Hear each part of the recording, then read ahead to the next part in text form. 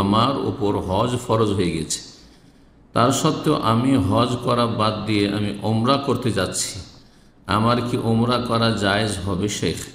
যদি সেই বছরেই আপনি ওমরা করেও হজ করতে পারেন না, আপনার কাছে যথেষ্ট সম্পদ আছে, যে আপনি এখন হয়তো হজ আসতে আরও 10 মাস 11 মাস দেরি আছে, 2-4 মাস 6 মাস দেরি আছে, হজের মাস এখনও শুরু হয়নি, অর্থাৎ শাওয়াল মাস আসেনি, আপনি রমজানে বা তার আগেই উমরা করবেন আর এই বছরেই হজও করতে পারবেন।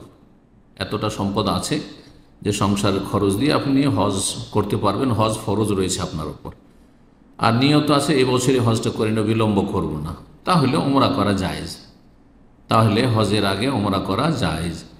কিন্তু যদি দেখা যায় এমন একজন মানুষ আপনি যে এখন উমরা করে নিলে আর হজ করতে পারবো না, হজের টাকায় অভাব হয়ে যাবে, তখন জানি না আবার তারপরের বছর আর কোনো সুযোগ আসবে কি না, আর্থিক সচ্ছলতা আসবে কি না, আল্লাহ ভালো, হায়াত মত ইত্যাদি, আর আপনার কাছে এখন বর্তমান এত টাকা আছে যাতে এই বছরে হজ করতে আপনি সক্ষম, তাহলে আপনার জন্য মোটেই উচিত হবে না বা ঠিক হবে না যে আপনি ওমরা করবেন আর মনে করলে আল্লাহর ঘর তো জিয়ারত করে নিলাম। যেমন আমাদের দেশের মানুষরা আজকাল অধিকাংশ কিন্তু এইরকমই, মনে হয় আল্লাহর ঘর জিয়ারত করা উদ্দেশ্য, জিয়ারত করে নিয়েছি উমরাতে, আর হজ পারলে করব, না হলে না করব না, মোটেই না।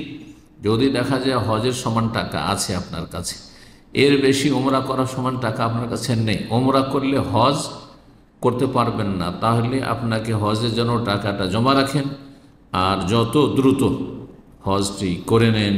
কারণ সঠিক মত হচ্ছে হজ আলাল ফৌর, সাথে সাথে ফরজ। হজ এই নয় যে হজ ফরজ হওয়ার পরে, মানে আর্থিক সচ্ছলতা আসার পরে 2-4 বছর 5 বছর 10 বছর পর এই বুড়ো বয়সে হজে আসে না, মোটেই না। যখন হজ ফরজ হয়েছে তখনই তাড়াতাড়ি আপনাকে হজ করে নিতে হবে। আল্লাহ তাআলা আলাম।